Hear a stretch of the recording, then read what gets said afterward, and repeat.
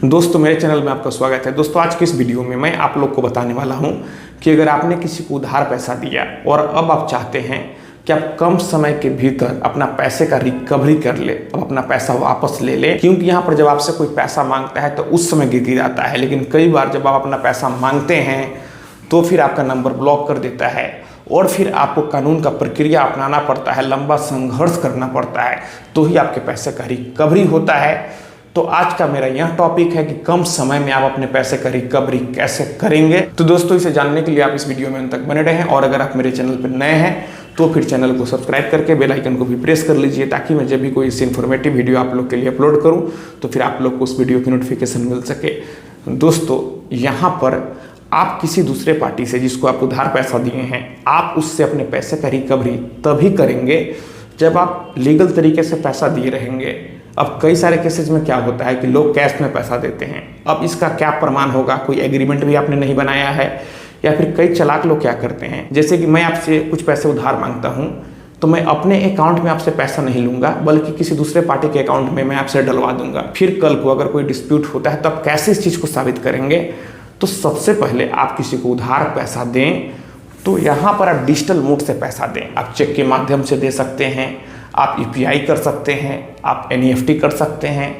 आप digital platform का सहारा लें और साथ ही साथ आप एक सिक्योरिटी के तौर पर एक चेक उससे ज़रूर लें और चेक पे जितना भी डेट है, अमाउंट है, नाम है, सारा उसी के हैंड राइटिंग में आप फिलअप करवाएं और चेक के पीछे चेक क्यों ले रहे हैं उसी व्यक्ति से लिखवाएं। क्योंकि कई बार लोग चेक भी ले लेते हैं लेकिन बस अमाउंट और डेट वह डाल कर दे देता है, लेकिन आप सारा चीज़ खुद से भर लेते हैं, कल को वह डिनाई कर जाता है कि मैंने चेक दिया ही नहीं था। इस वजह से भी आपका केस कमज़ोर पड़ता है। तो मैंने जो गोल्डन बात बताया आपको उस बात का ध्यान रखना चाहिए और साथ ही साथ आप एक एग्रीमेंट भी बनवा लें और उस एग्रीमेंट में उस चेक नंबर का, डेट का, सारा चीज़ का मेंशन उसमें कर दें। फिर आपके पास पूरा मजबूत यहाँ पर पेपर हो जाएगा। अब कल को वहाँ पैसा नहीं देता है तो फिर आपको देरी नहीं करना है। अगर उसने 1 महीने का टाइम दिया है तो आप मैक्सिमम 1 हफ्ता और इंतजार करें, लेकिन कल को वहाँ लंबा लंबा कहानी बनाता है कि बीमार पड़ गया, कोई एक्सपायर कर गया, तो आपको उसकी बातों में नहीं आना है। यहाँ पर अगर आपको अपने पैसे का मोह नहीं है, आप मदद करना चाहते हैं तो आप छोड़े या ना छोड़े आपकी मर्जी है, लेकिन कानूनी तरीके से आपको 1 हफ्ते से ज़्यादा का समय नहीं देना चाहिए। आपको उसके कहानियों में नहीं आना चाहिए। उसके बाद आप क्या करेंगे, आप किसी वकील से संपर्क करेंगे और लीगल नोटिस आप अपने वकील के माध्यम से भिजवाएंगे। आमतौर पर जो आपके वकील होंगे वह 15 दिनों का समय उसे देंगे। वह कहेंगे कि 15 दिनों में पैसा लौटाएं, अन्यथा मैं कोर्ट में केस फाइल करूंगा और फिर आपसे कंपनसेशन भी लूंगा। फिर अगर वह समझदार होगा तो वह पैसा दे देगा। लेकिन कई चालाक लोग क्या करते हैं कि नोटिस को ही रिसीव नहीं करते हैं। तो आपने एक बार नोटिस भेज दिया, अब कल को वह रिसीव करे ना करे उसकी मर्जी है। आपने यहाँ पर नोटिस भेजा तो यहाँ पर यही माना जाएगा कि नोटिस आपने भेज दिया, आपका काम खत्म हो गया।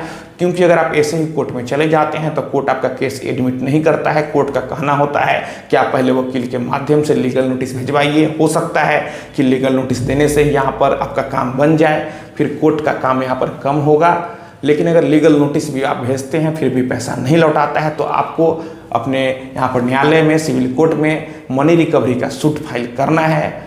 और फिर इन सभी मामलों में आपको ज़्यादा समय नहीं लगता है। आप सूट फाइल करते हैं, फिर केस आपका एडमिट होता है, फिर उस पार्टी को नोटिस जारी होता है, फिर उसे कोर्ट में आना होता है। और अगर नोटिस भेजने के बावजूद भी वह नहीं आता है तो फिर यहाँ पर एक्स पार्टी ऑर्डर हो सकता है। फिर जब एक बार कोर्ट ऑर्डर दे देता है फिर यहाँ पर पैसा तो उसे देना पड़ेगा। अगर पैसा वह नहीं देगा तो उसकी प्रॉपर्टी अटैच करके पैसा दिलाई जाएगी, या फिर अगर कोर्ट नोटिस देता है वह नहीं आता है तो उसके खिलाफ यहाँ पर गिरफ्तारी का वारंट जारी हो सकता है। फिर पुलिस उसे गिरफ्तार करके लाएगी और आपके पास यहाँ पर एग्रीमेंट रहेगा, चेक रहेगा, चेक के पीछे रीजन लिखा रहेगा। तो फिर यहाँ पर साबित तो होगा ही होगा और कम समय तो लगेगा ही लगेगा।